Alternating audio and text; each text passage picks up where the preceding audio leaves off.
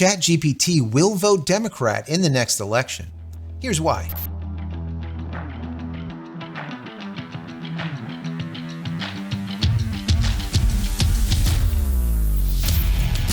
Hey everybody, welcome back to the channel. Thank you so much once again joining me for tea time.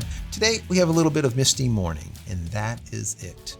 So good, so good. I hope you're joining me with your cup of tea, maybe a cup of coffee, hanging out, talking tech, talking photo, talking video. Today is a technology day. I'm looking at AI. In the last JC Live that I did on Friday, a lot of people were interested in the AI stuff, and I said, you know what, let me do a little bit more about AI. I've been doing a lot of research on it, a lot of figuring out prompts, because I just love that kind of stuff. Doesn't matter if it's AI when it comes to just text-based or maybe image-based. I really got really deep into creating prompts and figuring all that out. I might do some videos on that because there's been a lot of things that I've been doing now on the show where I've been using AI. It could be ChatGPT, it could be Bard, it could be whoever, that will help me to kind of distill information and break it down into bullet points and this type of thing. And I was talking to everyone online about how I actually took a whole bunch of data in one of my last videos having to do with cameras and whatnot and broke it all down and had it create a table for me that would have taken me probably a half an hour to do. It just did it literally in probably 20 seconds. So there's a lot of great use for AI, and I might get into some of that on this channel because I find it fascinating. Today, I was reading an article over on AI News, and it got into an idea that I've had for quite some time about, is AI, let's say, unbiased, or is it biased? Does it have a bias one way or another? Let's say on the political side. Is it left? Is it right? Does it lean one way or another, or is it somewhere in the middle? How is it? I haven't done any research with that, but there's a lot of institutes, universities that have, and they came up with an answer. And I thought it was fascinating here. I want to get into it. I did do a little bit of testing myself, and I'm going to show you that in this video. Anyways, before we get into it, I want to say that if you haven't downloaded any of my ebooks, why the hell not? Go pick them up. They are free. Go over to JCristina.com/books. Once again, JCristina.com/books. And if you enjoy this content, even in the least, throw it a thumbs up. That'd be very helpful. Don't forget to subscribe. And if you are subscribed already, click this little button over here so when I go live and when a new video comes out, you will be notified of it immediately. And if you want to just say thank you for all of my hard work, there's a little thank you button down here. You can give $1 or $2 if you like. If not, that's fine too. Consider becoming a member of the channel. That would be even better. And if you're looking for a VPN, or if you need a static IP address, which is very, very, very helpful if you are a person that is using an internet service that is using CGNAT and you do not have your own static IP address, check out PureVPN. PureVPN gave us a discount and we can pass it along to you. Just go over to JCristina.com/VPN. Once again, JCristina.com/VPN, and you will get that discount. It is a big discount, actually, at that. Anyways, let's jump right into this article so we can keep this video nice and short. So it starts out by saying, a study conducted by computer and information science researchers from the UK and Brazil have raised concerns about the objectivity of ChatGPT. The researchers claim to have discovered substantial political bias in ChatGPT's responses, leaning towards the left side of the political spectrum.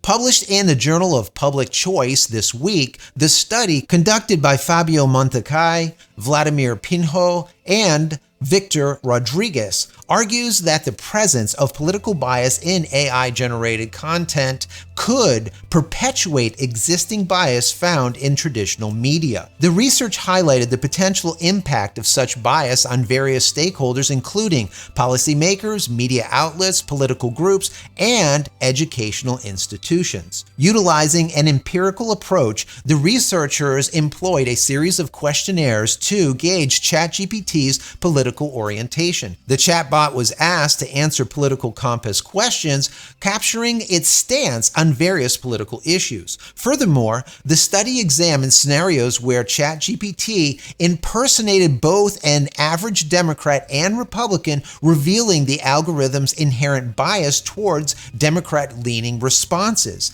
The study findings indicate that ChatGPT's bias extends beyond the U.S. and is also notable in its responses regarding Brazil and British political context. Notably, the research even suggests that the bias is not merely a mechanical result, but a deliberate tendency in the algorithm's output. Determining the exact source of ChatGPT's political bias remains a challenge. The researchers investigated both the training data and the algorithms itself, concluding that both factors likely contribute to the bias. They highlighted the need for future research to delve into detangling these components for a clearer understanding of the bias's origins. OpenAI, the organization behind ChatGPT, has not yet responded to the study's findings. This study joins a growing list of concerns surrounding AI technology, including issues related to privacy, education,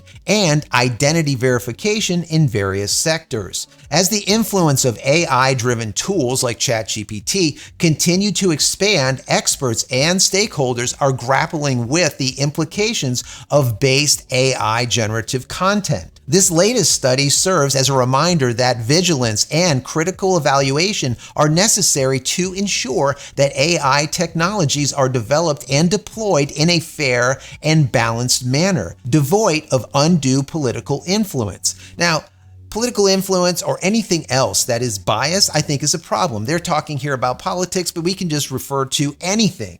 Whenever you have any type of bias, then there's a problem, because if you ask ChatGPT for an answer, it's going to give you an answer based on its bias. So that would be a problem. Now, I was reading something over at Gizmodo. Now, Gizmodo is a left-leaning rag. It's always been like that. So whenever I read their stuff, I always have to take that into consideration, just like if I read something, let's say on Fox News or something, that's a little bit more right-leaning. So I have to take that into consideration also, because I'm kind of in the middle. So Gizmodo said, of course, it is possible that the engineers at ChatGPT intentionally skewed the chatbot's political agenda. Many loud figures on the American right want you to believe that big tech is forcing its leftist attitudes on the world. But OpenAI is running a business, and businesses in general try to avoid this kind of controversy. It's far more likely that ChatGPT is demonstrating bias that it picked up from the training data used to build it. Well, that would be nice if that is the case and it's just picking this bias up on what it's finding on the internet. That I think is great. Okay, that is one thing. But for them to say that it is unlikely because businesses usually don't roll that way, right? They don't play that game. They don't want controversy. They don't want to show that they are left or right. And that is 100% BS. I ended up looking up something over on, I think it was CNBC as well as Washington Post, and I think one other rag. And what they did is they made a list of left-wing and right-wing companies. And I thought it was very fascinating. And they based this based on how much money donators give the company, right? So like, for example, Amazon, they might get like $1 billion from the left and they'll get 100,000 from the right. So it's very easy to figure out where these companies are trending, let's just say. So I was looking at this list, and on the left, we have Amazon at the very top. Then you have Alphabet, which is Google. Of course, Google, very, very left. Then you have Apple and Disney and Microsoft and Target and Intel and Johnson & Johnson. You got Costco, CVS Health. Then you have Twitter, of course, prior to Elon. Then you have Facebook and PayPal and IBM and Adobe. You know how much I love them. And Netflix. That's like their short list of about 16. There's more. But then I went and looked at what are the rightward, let's say, leaning companies. And it was like ExxonMobil and Chevron, and we have Hobby Lobby and Wendy's and Chick-fil-A and Papa John's. So you can see that there's a little bit of a disparity here. Yes, you have some of the oil companies, and then you have a whole bunch of food chains like Wendy's and Chick-fil-A and Papa John's. Well, if you don't agree with Papa John, they don't send you out a pizza, that's one thing. But if you don't agree with Google, that's another thing. And that's where we have to look at this, because we don't know how things are skewed. So what I did is I said, you know what?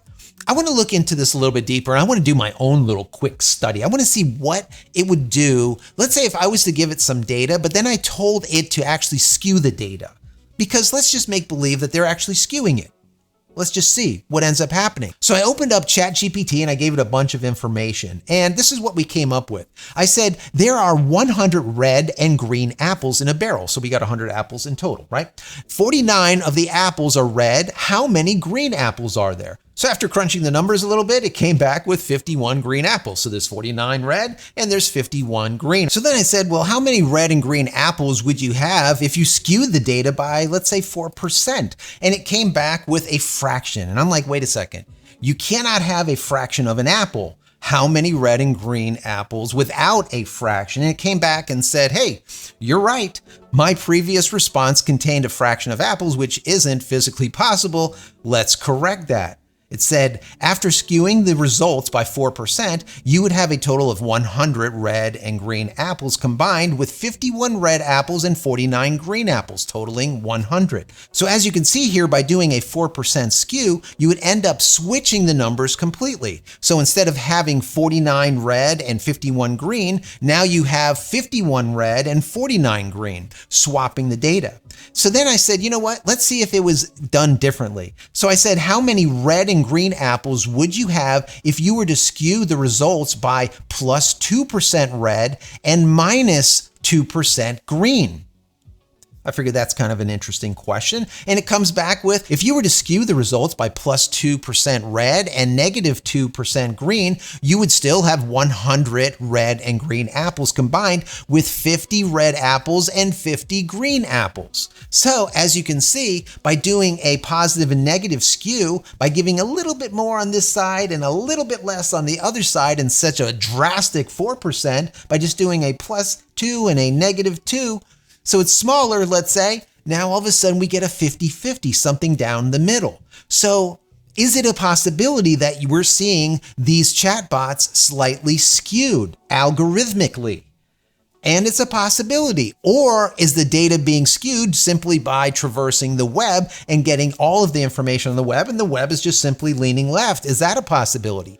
Or are they having the bots only traverse certain areas of the web that lean more left? Is that a possibility? So like they were saying, there's really no way of knowing until they dig down a little bit deeper. Now, what Gizmodo did bring up in the article that was interesting, it said this: studies found leftist leanings in OpenAI's GPT-2 and GPT-3 Ada, while ChatGPT-3 Da Vinci tended farther to the right. The researchers tested 14 AI language models and concluded OpenAI's ChatGPT and GPT-4 leaned the most towards left-wing libertarian, while Meta's Llama is the most right-wing authoritarian. So what they're saying is some chatbots lean to the left, some lean to the right.